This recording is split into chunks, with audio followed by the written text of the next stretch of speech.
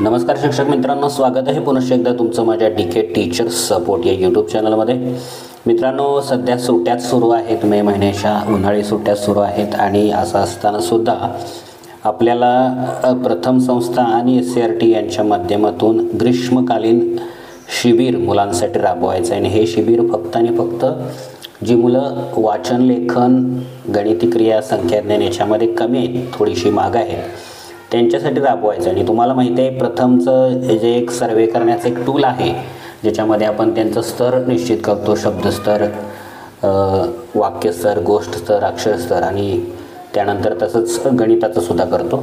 त्या टूलद्वारेच त्या विद्यार्थ्यांची स्तर निश्चित करायचं आणि जी मुलं शब्दस्तरावर, वाक्यस्तरावर असे आहेत त्या मुलांना थोडंसं तुम्ही मार्गदर्शन करायचं आहे। 2-2 तास तुम्ही म्हणजे तुम्ही नाही, यासाठी तुम्ही एक स्वयंसेवक नेमायचा आहे आणि स्वयंसेवकाच्या माध्यमातून त्यांना गायडन्स तुम्ही करायचं आहे। म्हणजे ते स्वयंसेवक त्यांना गायडन्स करणार आहेत आणि त्यासाठी तुम्हाला पहिल्यांदा तुमचं स्वतःचं म्हणजे शाळेतल्या एका शिक्षकाचं किंवा मुख्याध्यापकाने आधी स्वतःचं रजिस्ट्रेशन करायचं आणि स्वतःचं रजिस्ट्रेशन झाल्यानंतर मग आपण जेवढे आपल्याला तुम्हाला स्वयंसेवक ठेवायचे आहेत, आता हे स्वयंसेवक शाळेसाठी नाहीत बरं का, ज्या ज्या गल्लीमध्ये किंवा ज्या ज्या भागामध्ये ही अशी मुलं आहेत त्या भागातला तिथलाच त्यांच्या घराजवळचा स्वयंसेवक नेमायचा आहे। मग एक होईल तुमची मुलं जर जास्त वेगवेगळ्या ठिकाणी जास्त असतील तर 2-3 कितीही तुमचे स्वयंसेवक होऊ शकतात तुमच्या विद्यार्थ्यांच्या प्रमाणात। तर आज मी तुम्हाला माझ्या व्हिडिओच्या माध्यमातून पहिल्यांदा शिक्षक आणि स्वतःचं रजिस्ट्रेशन कसं करायचं आणि नंतर स्वयंसेवक असोसिएशन कसा करायचं याबाबत आपण जाणून घेणार आहोत। त्यासाठी बघा, एक लिंक आहे प्रथमची, ती लिंक इथं मी व्हॉट्सअपला घेतलेली आहे माझ्या, ही ती लिंक आहे। ही लिंक मी खाली तुम्हाला या व्हिडिओच्या डिस्क्रिप्शनमध्ये सुद्धा देणार आहे। त्या डिस्क्रिप्शनमध्ये जाऊन तुम्ही डायरेक्ट त्या लिंकवर टच करायचं। आता मी इथं या व्हॉट्सअपच्या ठिकाणी जी लिंक आहे त्याच्यावरच टच करणार आहे। बघा, लिंकवर मी टच करतो। लिंकवर टच केल्यानंतर या ठिकाणी तुम्ही कमाल का कॅम्प 2025 अशा पद्धतीच्या पेजवर जाणार आहात। इथं तुम्हाला 2 ऑप्शन दिसत आहेत, एक व्हॉलेंटियर आणि PTM अँड पार्टनर्स। आता व्हॉलेंटियर म्हणजे स्वयंसेवक जो तुम्हाला नेमायचा आहे, त्याच्यासाठी काम इथं करायचं आणि इथं आपल्याला आपलं रजिस्ट्रेशन करण्यासाठी या 2 नंबरच्या टॅबवर जायचं आहे। बघा, जेव्हा तुम्ही या वेबसाईटवर जाता तेव्हा व्हॉलेंटियर्सचं पेज सुरू असतं, आपलं पेज इथं आहे, त्यामध्ये बराच गोंधळ होतो आपल्याला। आपण डायरेक्ट इथं मोबाईल नंबर टाकायला जातो, तर तसं न करता पहिल्यांदा इथं क्लिक करायचं आहे।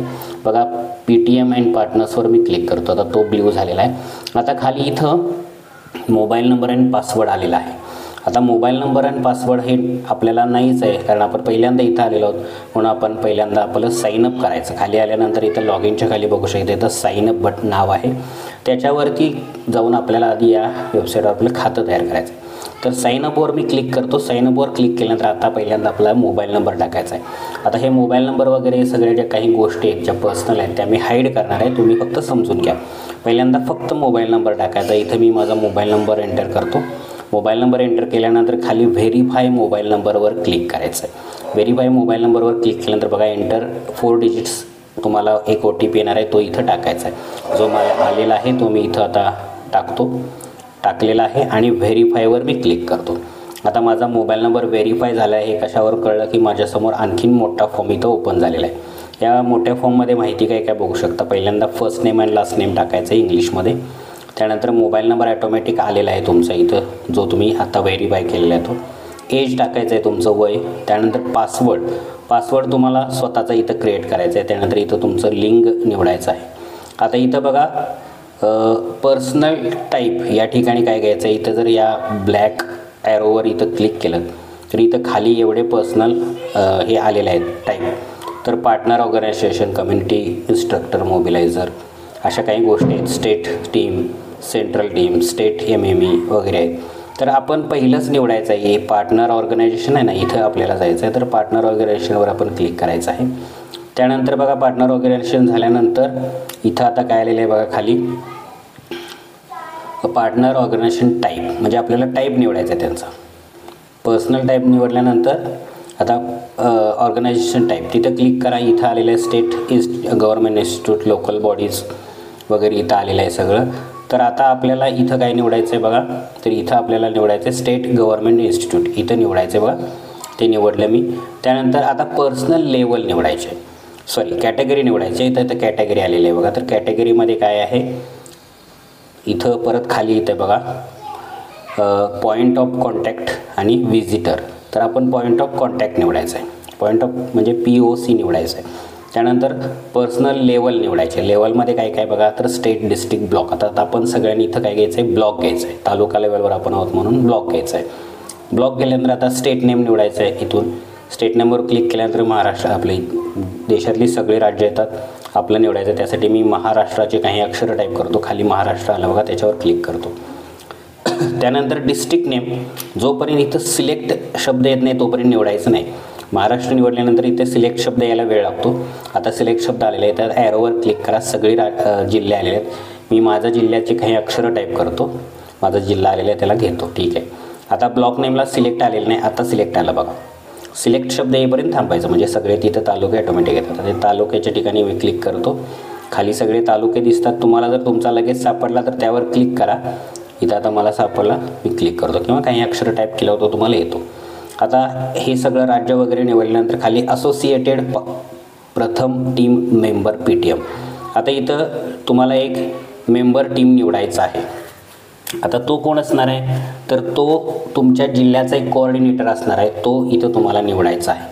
तर तो जिल्ह्याचा कोऑर्डिनेटर तो कोण आहे हे तुम्हाला माहिती असलं पाहिजे, आणि त्यांचा ॲक्टिवेशन कोडसुद्धा तुम्हाला माहिती असला पाहिजे. या दोन गोष्टी तुम्हाला तुमच्या ऑफिसकडून मिळतील, त्या तुम्ही इथं टाईप करायच्या. आता इथं माझा जिल्ह्याचा कोण आहे तो मी इथं काय करतो बघा, सिलेक्ट. त्यांचं थोडेसे नावाचे पहिली अक्षर मी टाईप केल्यानंतर ते मला मिळतील बघा.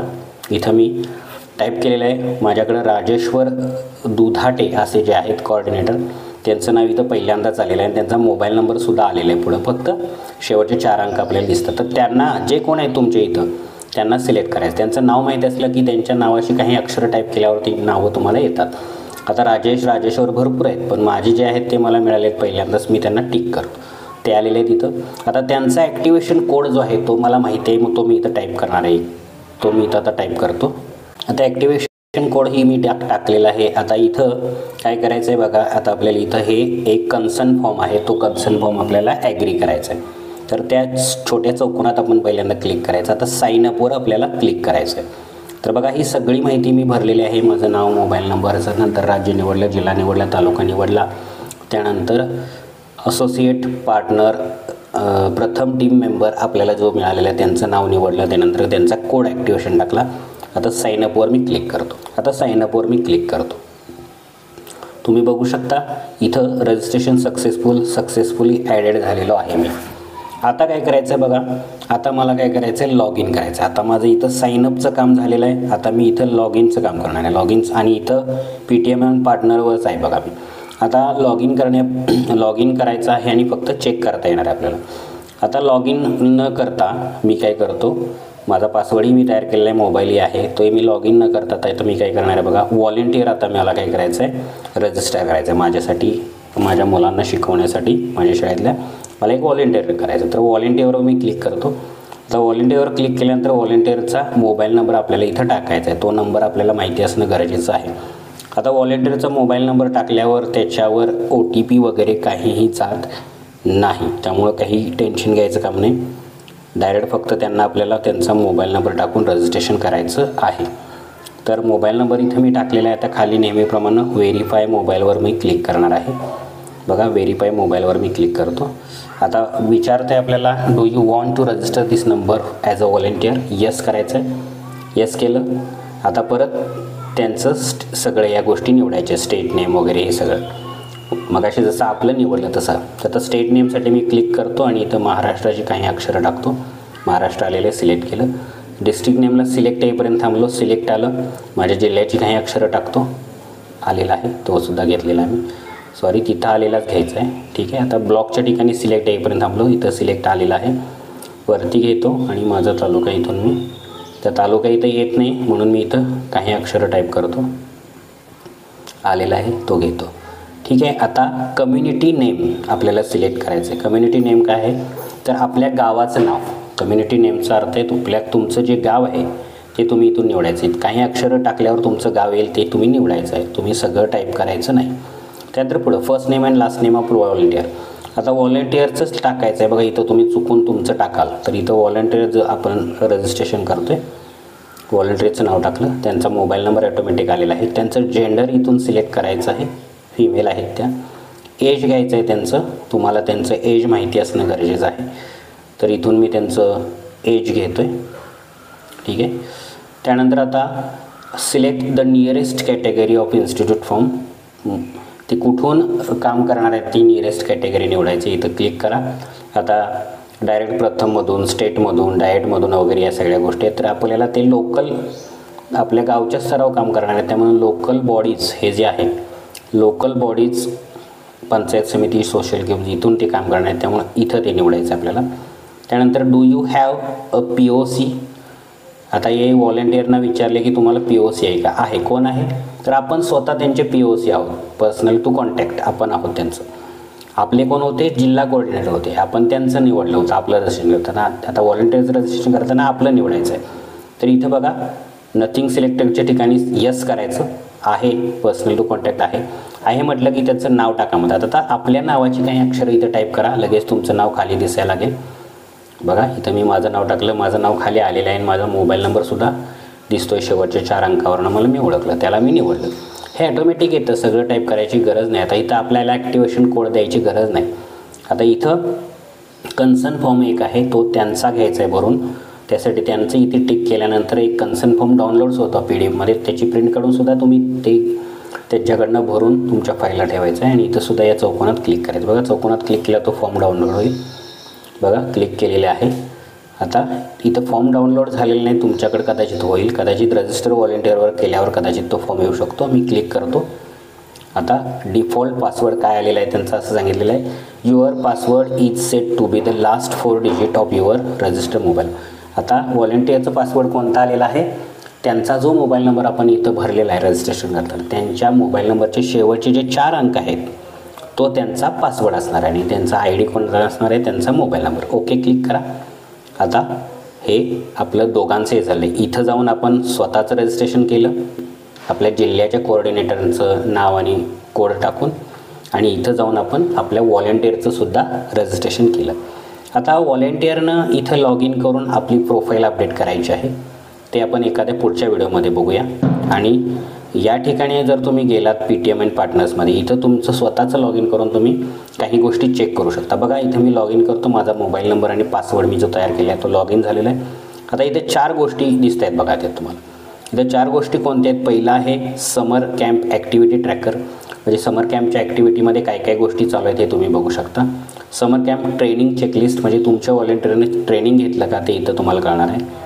समर कॅम्प डॅशबोर्डला आणि TLM डिस्ट्रीब्युशन, म्हणजे साहित्य त्याला मिळालं का ते इथून कळणार आहे. या सगळ्या गोष्टी इथून तुम्ही पाहू शकता. आता ट्रेनिंग चेकलिस्टवर जर तुम्ही गेलात तर इथं तुम्ही तुमच्या व्हॉलंटियरला सर्च करू शकता. इथं सर्चवर क्लिक करा आणि तुमच्या व्हॉलंटियरचं काय करा, इथं नाव टाका. ओके, आणि सर्चवर क्लिक करा. आता इथं काहीच येत नाही, कारण का त्यांचं अजून ट्रेनिंग झालेलं नाही. त्यासाठी त्यांना आपण पुढच्या व्हिडिओमध्ये त्यांचं ट्रेनिंग वगैरे कसं होणार आहे ते अजून माहिती आपल्याला आलेलीच नाही, ते आपण नंतर बघू. ठीक आहे. आता इथून मी लॉग आउट होतो.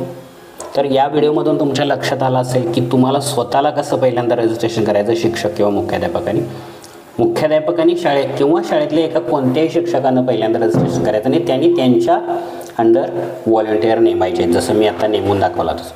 आणि परत मग त्यांचं सगळ्या गोष्टी इथून तुम्ही जाऊन तपासायच्या आहेत. व्हॉलंटियरने सुद्धा स्वतःचं लॉग इन करून त्यांची प्रोफाईल अपडेट करायची. तर प्रोफाईल अपडेट करताना ते लॉग इन होत नाही, त्यांचं लॉग इन झाल्यानंतर मी तुम्हाला त्यांची प्रोफाईल वगैरे अपडेट कसं करायचं ते सांगतो. तर व्हिडिओ कसा वाटला मला नक्की खाली कमेंटमध्ये लिहून कळवा. काही शंका असेल तर कमेंटमध्ये टाका. भेटूया पुढच्या व्हिडिओमध्ये. तोपर्यंत take care and good bye.